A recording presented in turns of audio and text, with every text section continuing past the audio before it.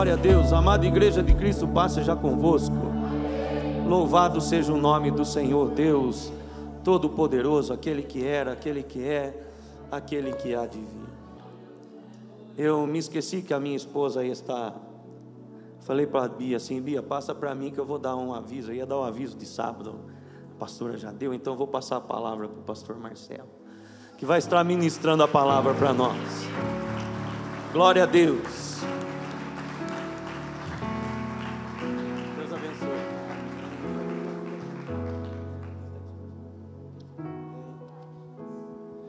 Boa noite, igreja. Paz seja com todos. Quem está feliz aí pode dar um glória a Deus bem alto aí. Um aleluia. E com as nossas palmas louve ao Senhor.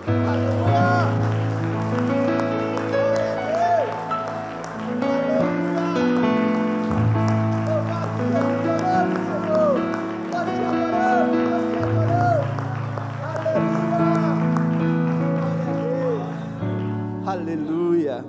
Obrigado, queridos. Queridos, é uma alegria estar aqui mais uma vez com essa igreja maravilhosa.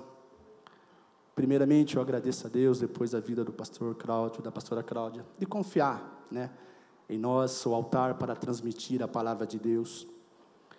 E eu creio que Deus tem uma palavra para nós nesta noite. Você crê nisso? A vida da tua família, se você crer, vai mudar. Amém? Então, sem demora, abra a palavra de Deus comigo em Atos capítulo 16. É um texto bastante conhecido, mas existe alguns mistérios aqui, e nós vamos revelar esse segredinho para você ter sucesso na sua família. Atos capítulo 16, vamos ler o versículo 30 e 31. Quem achou pode dar um glória a Deus bem alto. Aleluia. Então diz assim: e tirando-os para fora, disse: senhores, que é necessário que eu faça para me salvar? E eles disseram: crê no Senhor Jesus Cristo, e será salvo tu e a tua casa. Amém?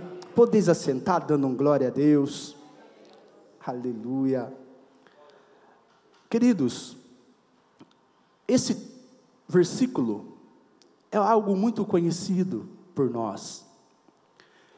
E esse versículo de Atos, capítulo 16, se inicia quando Paulo, ele tem uma visão de ir para Macedônia, porque ali, naquela visão, naquele sonho, ele vê uma pessoa clamando por ajuda. Ele vê na sua visão uma pessoa pedindo socorro. Preste bastante atenção nisso. E a palavra diz que Paulo, ele queria ir para outra cidade, para Filipos, e o Espírito Santo impediu ele de ir. Mas durante a noite ele tem uma visão de estar na Macedônia, e ali ele vê um homem pedindo socorro. Então ele entende que havia uma necessidade de Paulo e Silas ir para a Macedônia. E é interessante que, ao decorrer dessa sua viagem, quando ele chega na cidade, ele se depara com uma jovem, que ela tinha um espírito de adivinhação. E quando Paulo e Silas passavam para ir para a oração, olha onde eles iam. Eles estavam em viagem, passeando, e ali eles iam procurando lugar para orar. Aqui eu aprendo mais uma coisa: a necessidade de orarmos. Orar sem cessar. Quanto mais nós oramos, mais nós estaremos perto de Deus. E de repente ele passa uma vez, essa mulher olha e diz: olha, lá vem homens de Deus, homens do Deus Altíssimo. Olha, até bonito, né? Imagina, alguém chegar em você e falar: olha, você é um homem de Deus, você é uma mulher de Deus. A gente fica até contente, porque as pessoas veem algo em nós. Mas aquilo estava incomodando Paulo e Silas. Aonde ele passava, quando ele passava, aquela jovem dizia: eis, lá vai o homem de Deus, do homem do Deus Altíssimo. Até que um dia, Paulo para e repreende aquele demônio na vida daquela moça. E nós sabemos que eles foram presos, apanharam, foram acorrentados na prisão. Mas algo acontece ali. A Bíblia diz que quase meia-noite eles estavam louvando a Deus. Isso nos chama a atenção porque a palavra de Deus diz nos Salmos que Deus habita em meio aos louvores. Então nós temos que aprender aqui a importância de nós louvarmos a Deus, independente de qualquer situação. Porque quanto mais você louva e adora a Deus, independente das lutas, independente dos problemas, Deus vai estar com você. Então há poder no louvor. E a Bíblia diz que Paulo e Silas, quase à meia-noite, eles cantavam. E todos os presos que estavam ali ouviam. E algo sobrenatural aconteceu. Houve um terremoto. E aquele terremoto abalou ao alicerce daquela cadeia, daquela prisão. As portas se romperam. Queridos, existem momentos na nossa vida que Deus vai permitir um terremoto vir.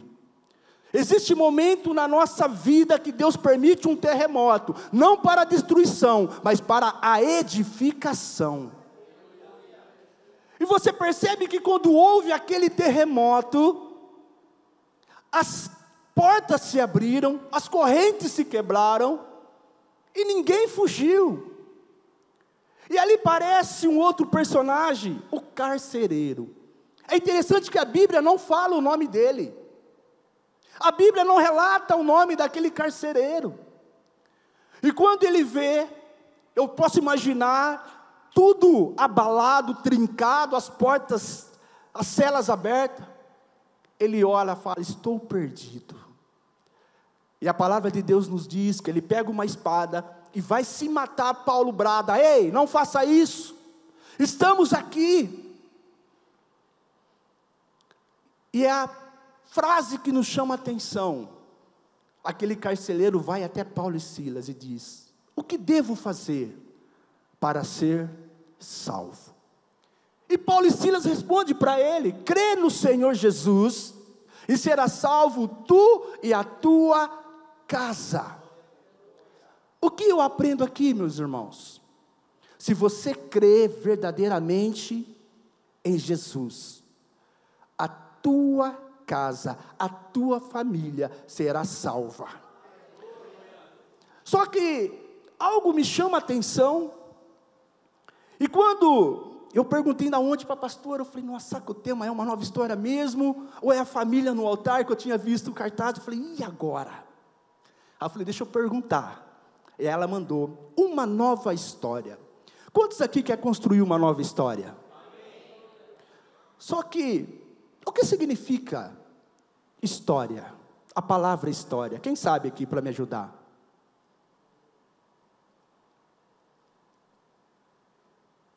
E isso um dia me chamou a atenção. Eu vou explicar para você.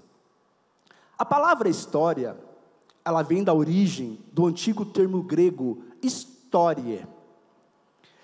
E significa conhecimento através de investigação. Então olha lá. A palavra história significa conhecimento através de investigação. E aí continua: a história é uma ciência que investiga o passado da humanidade e o seu processo de evolução, tendo como referência um lugar, uma época, um povo ou um indivíduo específico. Então, se a palavra história significa conhecimento através de investigação, e é uma ciência que investiga o passado, como você vai construir então uma nova história? Pensa um pouquinho. Como eu vou construir uma nova história, que a história significa conhecimento através de investigação, e é a ciência que estuda o passado. E como nós vamos construir uma nova história? O segredo aqui é conhecimento através da investigação. O que nós precisamos investigar para nós termos sucesso? Da nossa família estar junto com a gente, servindo e adorando a Deus. Nós precisamos investigar quem criou a família. Quem foi que criou a família? Deus. E o que Deus deseja para a nossa família? Então nós precisamos saber o que Deus pensa, o que Deus deseja. Então nós temos que fazer essa investigação, para nós entendermos como proceder, para que a minha família se achegue à presença dEle. Porque se nós não entendermos isso, e agirmos de forma errada, ao invés de nós trazermos a nossa família para Cristo, nós vamos afastar ela de Cristo. Se nós não agirmos corretamente, segundo a vontade de Deus, ao invés de nós aproximarmos a nossa família, nós vamos distanciar a nossa família. Então é preciso fazer uma investigação, conhecimento, para que vamos ter sucesso de ter a nossa família juntos, adorando a Deus. E isso depende de você. Tudo vai depender de você. E quando eu paro para olhar e pensar, abra comigo no Evangelho de Mateus, capítulo 19. Vamos dar uma investigada na palavra aqui para a gente ver. Para nós termos ideia um pouquinho como agir. Mateus, capítulo 19.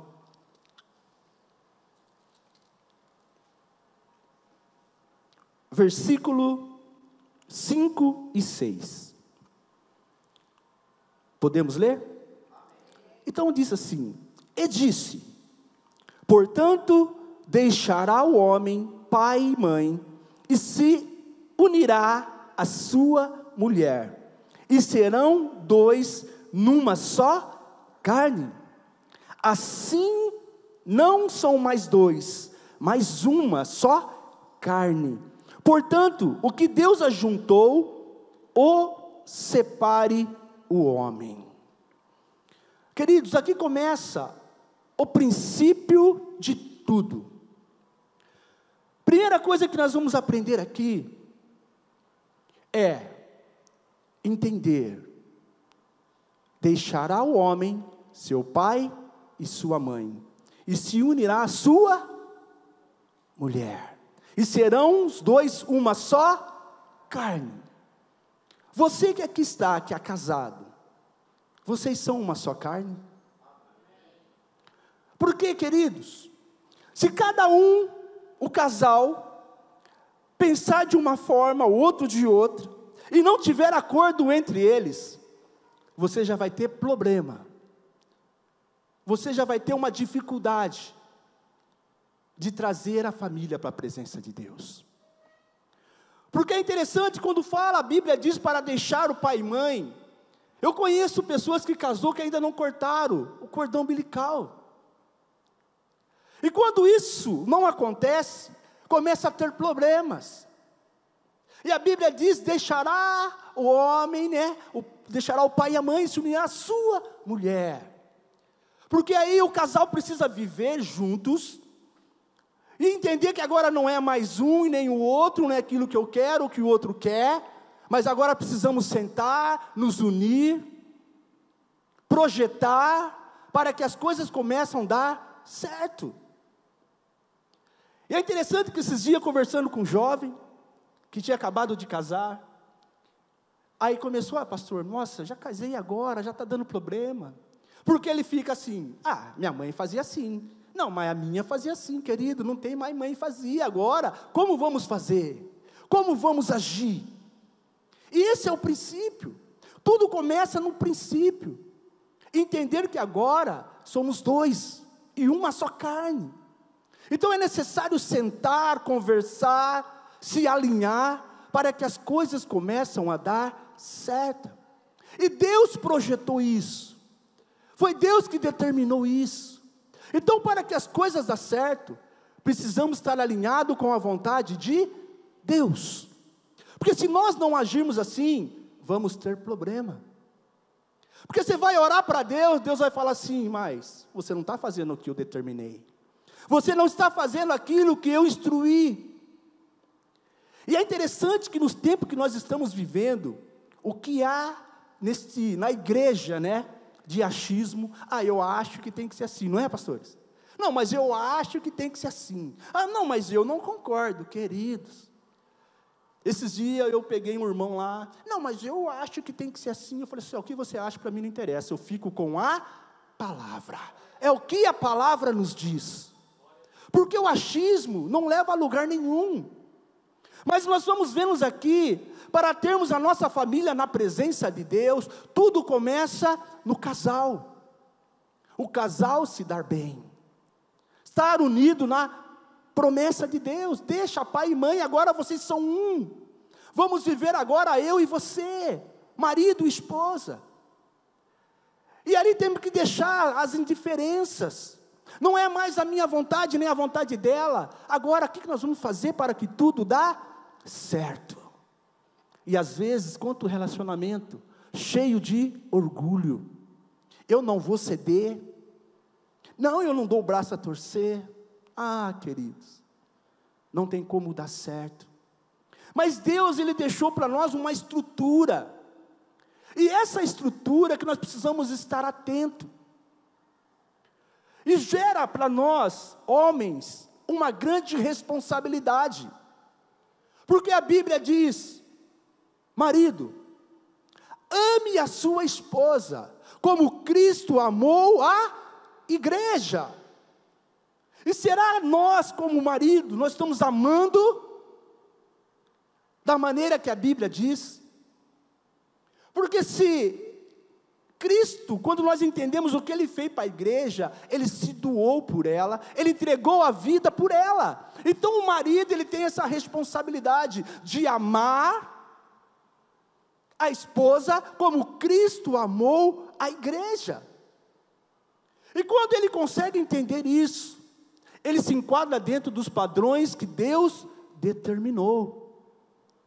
Só que depois continua dizendo: mulher, seja submissa a vosso marido. E aí é um grande problema, a mulher ser submissa. Eu vou submeter a ele, mas confunde submissão com subjugação, são duas coisas diferentes. E a mulher, ela vai ser submissa ao marido, quando o marido ama ela, porque é automático, ela vai corresponder em submissão. E quando isso acontece, começa a se alinhar dentro do propósito de Deus. E aí o casal, o marido amando, a mulher sendo submissa, estando auxiliando do lado, tudo vai começar a dar certo. E depois vem a responsabilidade do pai, da mãe, os dois juntos, na educação do filho. E isso nos chama a atenção, que a gente vê muito. Às vezes, fica a responsabilidade só para um. Mas a educação do filho é para os dois, para o pai e para a mãe. E quando nós começamos a falhar naquilo que Deus determinou, começa a ter problema. Então aqui nós vamos ver que Deus, Ele vai nos dando como tem que ser a estrutura, para termos a nossa família na presença de Deus. E a Bíblia diz: filho, seja obediente aos vossos pais. Pede para o filho obedecer pai, honrar pai e mãe, para que prolongue a sua vida na terra. E tudo isso vai vindo quando nós estamos no propósito, daquilo que Deus tem determinado e nos mostrado. Andamos em obediência. Mas você percebe que existem situações que não dependem de Deus, dependem de nós. Tem coisas que não dependem de Deus, depende de nós, porque nenhuma aliança, quando Deus faz uma aliança, Ele nunca quebra uma aliança, mas nós quebramos a aliança. Deus é fiel, e muitas das vezes nós somos infiéis. Mas quando nós entendemos a importância, igreja, de o papel de cada um, tudo começa a se alinhar, tudo começa a dar certo. Imagina você andando com um carro desalinhado. Você puxa o volante aqui, o carro faz assim, não é? Quando você solta. E aí vai comendo pneu, começa a dar problema aqui. Agora, quando tudo está alinhadinho, tudo dá certo. Então aqui a Bíblia nos ensina como nós devemos nos comportar para termos a nossa família na presença de Deus. Como eu vou escrever uma nova história, me alinhando naquilo que Deus determinou. Para mim escrever uma nova história, não adianta eu escrever algo sem Deus estar no controle. Não adianta eu querer ter uma nova história se Deus não estiver no negócio. Porque se Deus não estiver no negócio, tudo vai dar errado. Então nós vamos aprender que a cada dia, nós precisamos viver segundo a direção de Deus, para que possamos ter sucesso em tudo aquilo que nós vamos fazer. Eu sempre quando fala de família, eu lembro de uma irmã que a gente conheceu, ela já faleceu, e essa irmã, na igreja, era a irmã, imagina, na igreja era a irmã, todo mundo amava, era aquela irmã que conseguia cativar todo mundo, e nossa, era a irmã. Aí um dia, faleceu uma pessoa, e um irmão foi buscar ela com o esposo, para ir no velório, e de repente começaram a falar, e vai daqui, a irmã tal, a irmã tal, a irmã tal, que benção a irmã, e falando dela. Aí o marido falou assim, mas de quem vocês estão falando? Da sua esposa. Ele falou, meu Deus, eu preciso morar na igreja, porque em casa isso aqui é um demônio. Você percebe? Queridos, e ela faleceu, e até hoje o marido não se converteu, pelo testemunho que ela dava na casa dela, um mau testemunho, mas na igreja era uma bênção. Eu tiro isso como exemplo, porque, queridos, para nós trazermos a nossa família para a presença de Deus, nós temos que andar segundo a vontade de Deus, e as pessoas têm que ver Deus em nós, para querer servir esse Deus. Por isso que o testemunho fala mais do que palavra, atitude vale mais do que palavra. Tem pessoas que falam, mas não vivem nada, e aí acaba atrapalhando, acaba gerando um bloqueio das pessoas chegar para a presença de Deus, a família chegar para a presença de Deus. Olha a grande responsabilidade que nós temos. Mas o que eu aprendo nesta noite com esse texto que nós lemos? Porque fala de um carcereiro. Quando ele vê o sobrenatural acontecer, quando ele vê que aquele terremoto abalou as estruturas, mas ninguém se feriu, ninguém se machucou, sabe por quê? Porque era Deus que estava no negócio. E quando ele consegue ver que era algo sobrenatural, ele vai até Paulo e Silas e fala, o que eu devo fazer para ser salvo? Existem pessoas clamando pela salvação, existem pessoas que estão aí fora, querido, pedindo socorro, e às vezes, nós estamos tão cegos, que nós não conseguimos ver, e nem ouvir, e tem pessoas clamando do nosso lado, e o que nós estamos fazendo?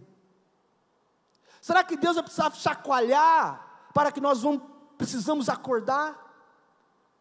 Mas quando aquele carcereiro chega até Paulo e Silas, e eles dizem assim, crê no Senhor Jesus, e será salvo tu e a tua casa. Sabe o que aquele carcereiro fez? Levou Paulo para a sua casa. Sabe o que eu aprendo aqui? precisamos levar Jesus verdadeiramente para dentro da nossa casa. Precisamos colocar Jesus verdadeiramente dentro da nossa casa. Porque quando aquele carcereiro levou Paulo e Silas para dentro da casa, ele foi lá, cuidou dos ferimentos, limpou os ferimentos deles. E a Bíblia diz que naquela noite eles foram batizados, o carcereiro e a sua família.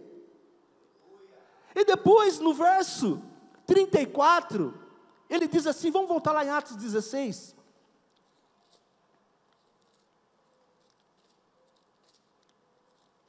Atos 16, no 34. Fala assim, ó. E levando-os à sua casa, lhe pôs a mesa. E na sua crença em Deus, alegrou-se com toda a sua casa. Olha só, o carcereiro pega Paulo e Silas, leva para dentro do seu lar. Sabe o que é isso? É levando Jesus para dentro da nossa casa, que a nossa família vai se achegar a Cristo. E depois de levar para dentro da casa, se assentaram à mesa. Sabe o que significa mesa? Quando você senta à mesa, quem são as pessoas que assentam à sua mesa? São os íntimos? Ou você coloca qualquer pessoa na mesa da sua casa? Na mesa se assentam os íntimos. E quando você se assenta à mesa, está todo mundo no mesmo patamar, sim ou não? É um olhando no olho do outro. E é o que o inimigo tem feito ultimamente, onde as famílias já não se assentam mais à mesa. Cada um para um canto, cada um para um lugar. Não se assentam mais à mesa, não tem mais aquele momento de comunhão entre famílias. E é algo que assim, né? Eu falo que a minha esposa, a família dela sempre foi de se assentar à mesa. E a minha família era tudo cada um para um canto. Quando eu casei, imagina a briga. Vamos para a mesa, eu vou para o sofá. Não, vamos para a mesa, eu vou lá. Queridos, e chegou uma hora que eu falei, se eu não ceder, eu vou ter problema. Só que eu fui entendendo a importância de se assentar à mesa. Porque quando nós estamos na mesa, é um momento de comunhão. É um momento ali que nós estamos agradecendo a Deus pelo alimento. É um momento que nós estamos ali sendo grato a Deus. E com a família sentada, um olhando no olho do outro. E é interessante que o que esse carcereiro fez, ele levou Paulo e Silas para dentro da casa e colocou na mesa. Para você ter sucesso na tua casa, na tua família, precisamos voltar a esses princípios. Homem, entender que ele é o cabeça. E como cabeça ele tem que amar a sua esposa. Mas existe família que quem comanda a casa é a mulher, está errado. Não tem como Deus operar. Não tem como Deus agir, porque não é aquilo que Deus determinou. Deus determinou o homem como cabeça, e a mulher a sua adjuntora. Mas você vai dizer, pastor, mas tem lugar que essa mulher não tomar a rédea. Querido, eu entendo isso. Mas ela não precisa passar por cima do marido. Ela precisa entender que existe um momento que ela tem que tomar a rédea sim, mas ela tem que honrar o seu marido. Porque quando fugimos daquilo que Deus determinou, Deus não tem compromisso com isso. Então é isso que nós precisamos entender, é alinhar a nossa, colocar, vamos dizer assim, alinhar a nossa vida, para que Deus possa agir. O quanto nós precisamos falar do amor de Deus, o quanto nós precisamos falar daquilo que Jesus tem feito. Jesus tem feito maravilha na sua vida? Você tem testemunhado isso? Sim ou não? Porque, queridos, quanto mais você falar do que Deus tem feito na tua vida, é que vai gerar curiosidade nas pessoas, de querer conhecer esse Deus. Foi o que a pastora disse aqui. Sábado vai ter, a ceia do fortalecimento. Você é o agente que vai fazer a diferença. Você vai ser aquele agente que vai trabalhar para trazer uma alma. Esses dias eu conversando com algumas pessoas, e eu disse assim, Algumas pessoas estavam dando problema na igreja, né? Sempre tem uns abençoados. Aí eu disse assim: o quanto a sua vida tem contribuído para o reino de Deus? Porque a pessoa é contra o dízimo. Não, eu não dou dízimo porque o dízimo é coisa da lei. Já começaram assim. E começou a trazer alguns problemas. Aí eu falei assim para eles, falei assim: o quanto a sua vida tem contribuído para o crescimento do reino de Deus? Aí ficou pensando. Aí depois eu disse assim: quantas vidas você trouxe para a presença de Deus? Ficou pensando, não tinha resposta. Falei: mas quantas vidas você tirou da igreja por causa das suas atitudes? Várias.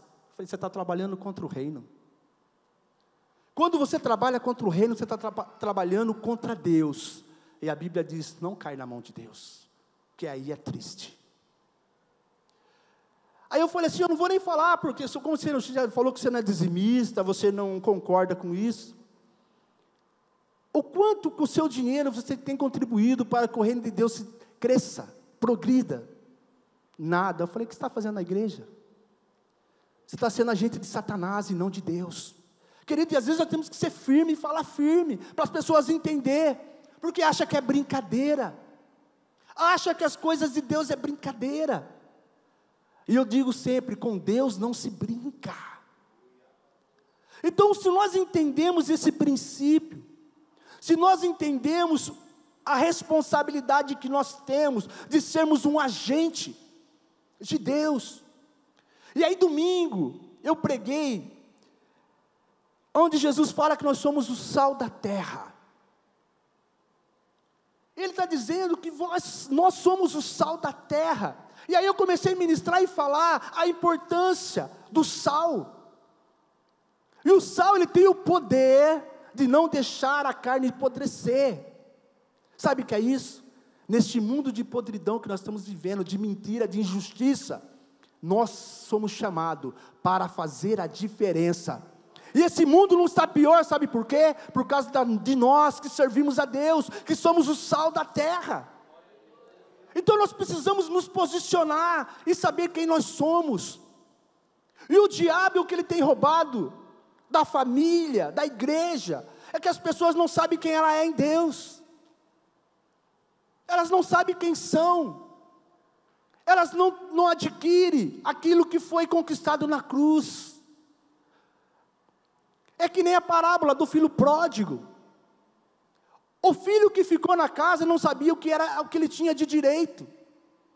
E quando o irmão volta, e o pai estava esperando, o pai fez aquela festa, e é interessante que o filho ficou de fora.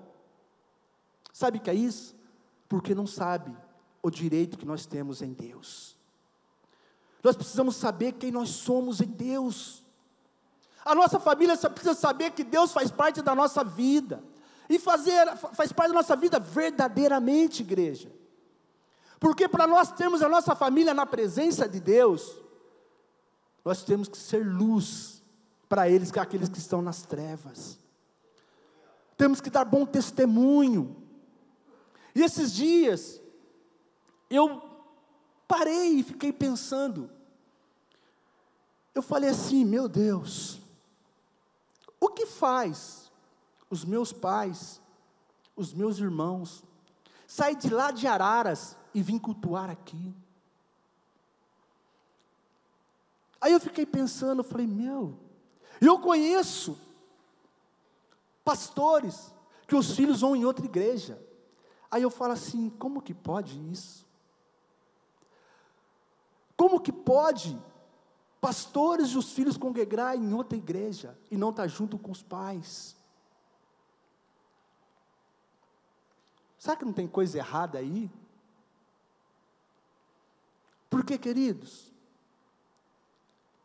sabe quem vai saber quem verdadeiramente você é? A sua esposa, os seus filhos, o marido ou os filhos. Porque se eles não verem Deus na sua vida, eles não vão querer servir a esse Deus. Se cada vez que chegar na casa, só vê reclamação, murmuração, só nada dá bom, tá, querido, quem que vai querer servir um Deus desse que não faz nada? E às vezes eu me deparo, né? Pessoas que estão dentro da igreja carrancuda. A Bíblia diz que Deus é Deus de alegria, Deus de paz. E a pessoa carrancuda. Aí eu falo, meu Deus, cadê a alegria? Porque a alegria do Senhor é a nossa força. A alegria do Senhor formoseia o rosto. Sabe o que é isso? Estamos alegres, mesmo que às vezes estão passando por lutas, problemas, mas o Senhor traz a paz que excede todo o entendimento. É isso que Deus deseja. Isso vai fazer a nossa família se achegar a Ele. Sabe, a diferença. Lembra daquela mulher do profeta, que o profeta chegou, fez uma casinha, um quartinho para ele, né? É o profeta Eliseu, é isso? E aí a mulher engravida, ele falava, daqui um ano você vai ter um filho, tal. De repente a criança, passa um tempo, a criança morre. Ela fala, peraí, eu não pedi nada, né? Aí o profeta que veio aí, agora tive um filho, e agora está morto, eu vou atrás dele. Só que as pessoas perguntavam para ela, como está? Está tudo bem. Como estão as coisas? E o filho morto. Só que quando ela encontra com o profeta manda, vou mandar lá o meu assessor, né? Ela fala, não, tem que ser você mesmo. Sabe o que é isso? É saber quem é o Deus que nós servimos, querido. Nós precisamos saber verdadeiramente quem é esse Deus a quem nós estamos falando. Porque isso vai fazer toda a diferença. É aquilo que sai da nossa boca. Mesmo que está tudo desabando, fica tranquilo, Deus está no controle de tudo. Ele sabe todas as coisas. E as pessoas têm que ver o brilho de Deus na tua vida, porque eles vão querer desejar a esse Deus. E aí você vai poder dizer, eu e a minha casa serviremos ao Senhor. Só que depende de nós, depende do nosso testemunho, depende daquilo que nós falamos.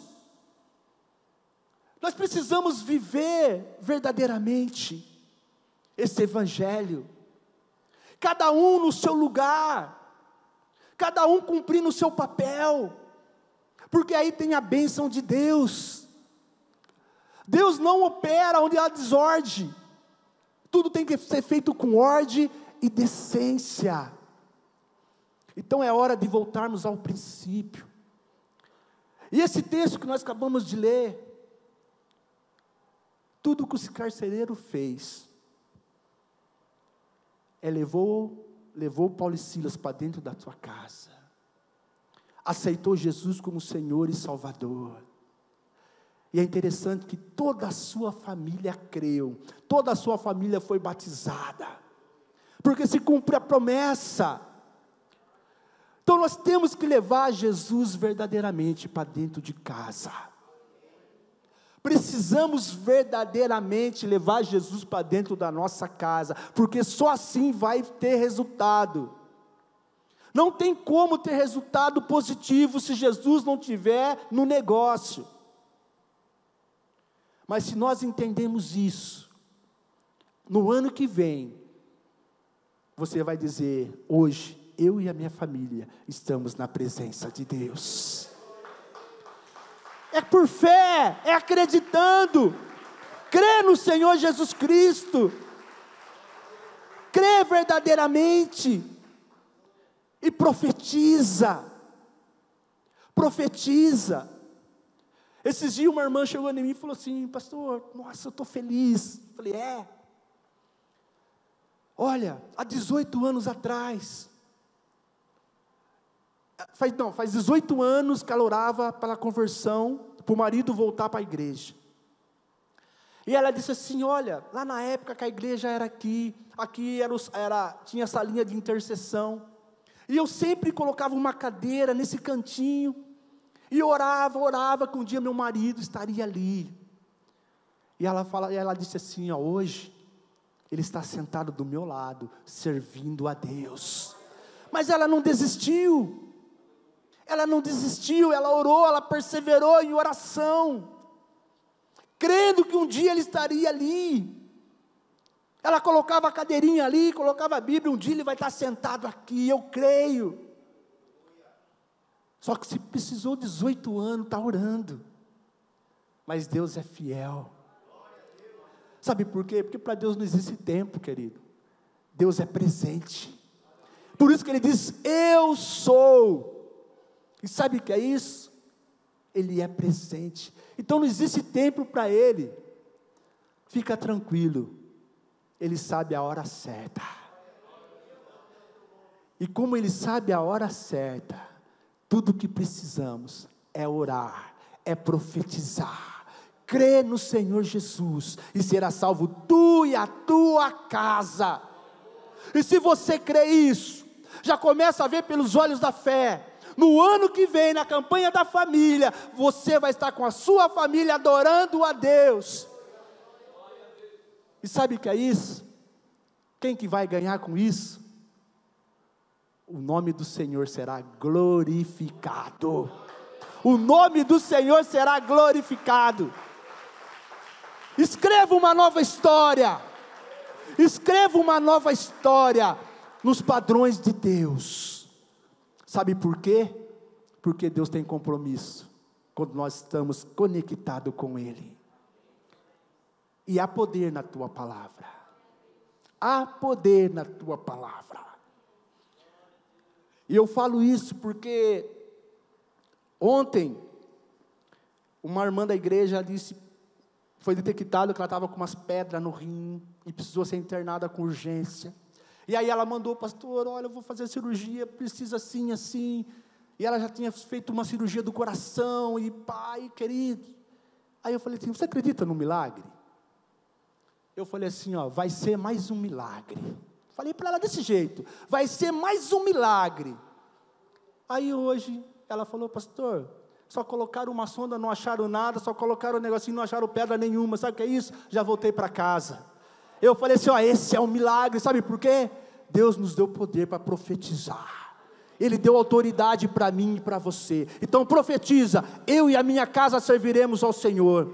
Amém? Vamos falar, fica de pé. Vamos fazer um brado bem forte, vamos estremecer esse chão. Eu vou contar 1, 2, 3, você vai dizer, eu e a minha casa serviremos ao Senhor, amém? Mas tem que estremecer, hein? Eu vou fazer um teste então, vamos lá. 1, 2, 3. Eu e a minha casa serviremos ao Senhor. Nem tremeu aqui, ó. Não tremeu não, peraí. Tem que tremer. Vamos lá, de novo. 1, 2, 3. Eu e minha casa serviremos ao Senhor. Aleluia! Glória a Deus! Oh Deus Todo-Poderoso, Tu és Senhor Deus, Criador dos céus e da terra.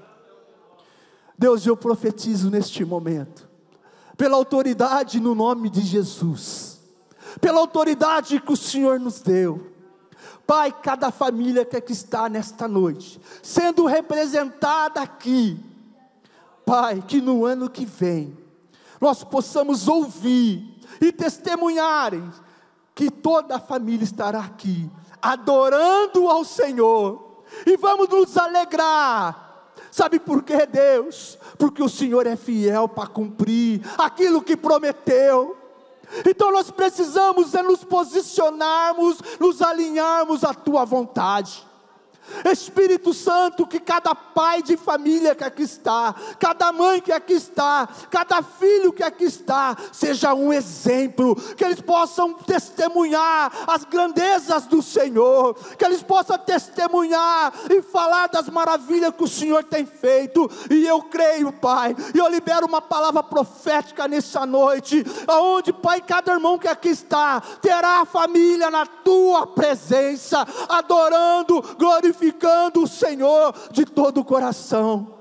Espírito Santo, continua operando, que cada irmão que aqui está possa sair daqui e levar Jesus junto, que possa levar Jesus para casa, que Jesus não esteja batendo na porta não, abre a porta e fala, Jesus, entra comigo, a casa é tua, entra comigo, o meu lar é teu, entra comigo, a minha família é tua, e começa a adorar ao Senhor, começa a glorificar a Ele, cante louvores, adore ao Senhor, que Deus vai tomar a tua casa, e você você vai ver os sinais de Deus começando. Não pare, acredita, não desista da sua família, não desista da tua família, porque a tua família vai servir ao Senhor junto com você.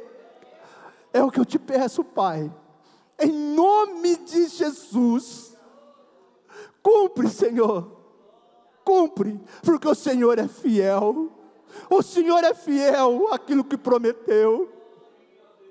Aonde houver uma fé verdadeira, aonde houver uma fé verdadeira, Pai, que aconteça maravilhas para a glória do Teu nome.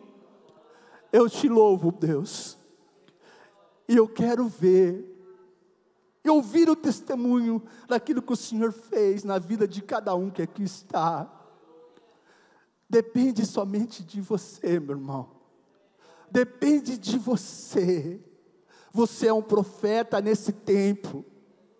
Profetiza, filho do homem, profetiza, filho do homem. Mesmo que pareça que não tem vida mais, mas você tem poder para trazer vida. Você tem poder para trazer vida. E o Senhor está procurando profetas desse tempo, que vai profetizar vida aonde parece que não tem mais. Há poder na tua mão, há poder na tua mão. Profetiza sobre a sua família. E quando você entrar na tua casa, diga: Senhor, esta casa é tua. Faça o que o Senhor quiser. Nós somos teus. E juntos um dia nós vamos adorar ao Senhor de todo o coração. Obrigado, Deus. Eu te louvo por tudo e por essa oportunidade. Vamos escrever uma nova história na tua presença, seguindo os padrões dos céus, aquilo que o Senhor determinou.